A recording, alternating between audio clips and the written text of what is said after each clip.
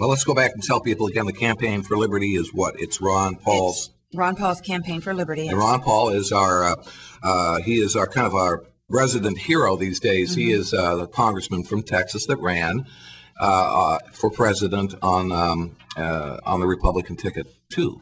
Correct. And the extension of his campaign is a permanent campaign called the campaignforliberty.com.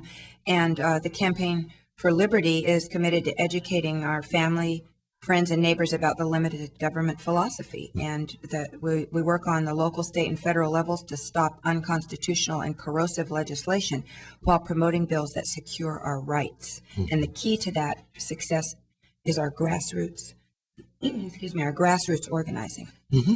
We're talking with Debbie Ullman. She is our, let's say, regular contributor to Freedom Works and a committed force for Congressman Ron Paul's Campaign for Liberty. And we've been talking most recently the last few Fridays on the Constitution and what are some of the things in the Constitution so that we all can better understand it. But speaking about Ron Paul, Debbie, it seems like Congress is lining up, perhaps in fear, because of this financial crisis, and almost getting in line to pick Ron Paul's brain. Would you say that maybe at one point Ron seemed to be sort of, oh, look at that guy over there in the corner, right? You know, the guy at the party that just sort of stands out and stands away from the group. But now all of a sudden he's becoming, what, more popular?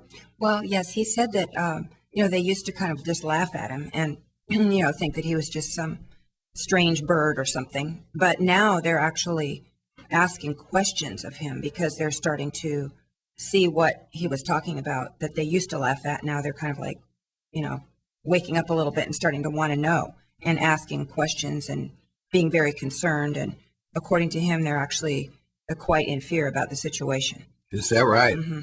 So he himself is saying that he's being approached? Yes. And are they asking, I wonder what kind of questions they are asking. Are they asking, I wonder, for instance, whether or not the monetary policy situation is really under threat, as well as I wonder if they're asking him how he thinks any money that is going to be allotted to be directed out towards this financial crisis, how it should be allotted and where it should go or anything like that. I will try and find more specifics on what they're specifically asking. Well, yeah, and maybe Ron, has talked to these people in confidence too, as far as specifically what they're asking him. But, I think there is it like a come to Jesus moment?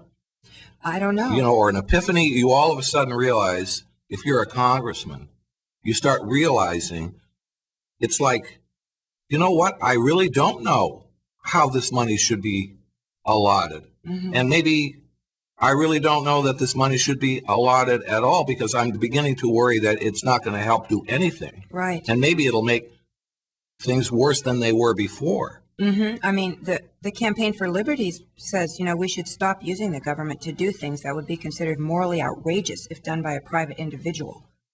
And if you just look at it that way, you can see that it's just completely inverted and upside down. I mean, they're doing everything that we would ourselves be thrown in jail if we did it. No question about that. I can imagine what Ron Paul would be saying to them.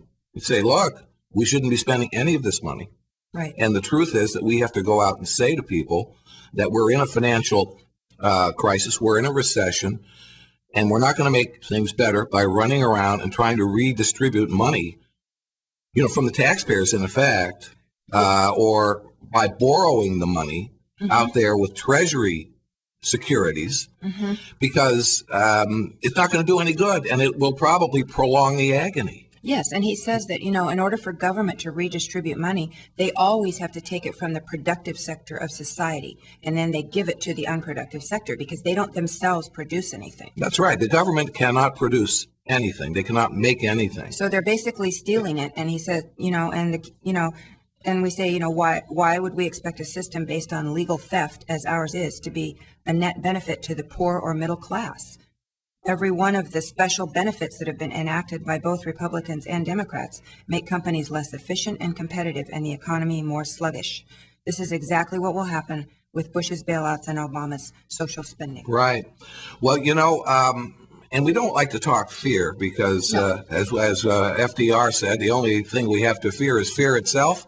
And that's so true. In a panicky situation, you got to remain calm.